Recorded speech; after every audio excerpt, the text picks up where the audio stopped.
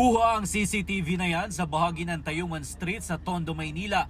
Makikita ang isang motorsiklo na biglang nag-counterflow. Maya-maya nalaglag ang backride nito. Napag-alaman na nasaksak pala ang lalaki. Sabi ng mga pulis, kaibigan daw ng biktima ang rider na inangkasan niya. Pero hindi na siya binalikan ito dahil hinahabol daw sila ng suspect. Sa kuhang ito mula sa labas ng nasabing bar, makikita ang biktima na pasakay na sana ng motorsiklo. Makikita rin ang isang lalaki na kaputi na tumatakbo ang biglang sumaksak sa dibdib ng biktima. Agad naman nagkasa ng follow-up operation ng mga pulis at nahuli sa isang computer shop sa Tondo ang suspect. Aminado siya sa kanyang nagawa pero giit niya, iginanti lang daw niya ang kanyang kapatid na binugbog umano ng biktima. Mariin niyang itinanggi ng pamilya ng biktima. Ayon sa pulisya, na-inquest na ang suspect na naharap sa reklamong murder. Hinahanap din nila ang kaibigan ng kapatid niya na nagbigay umano ng panaksak sa suspect.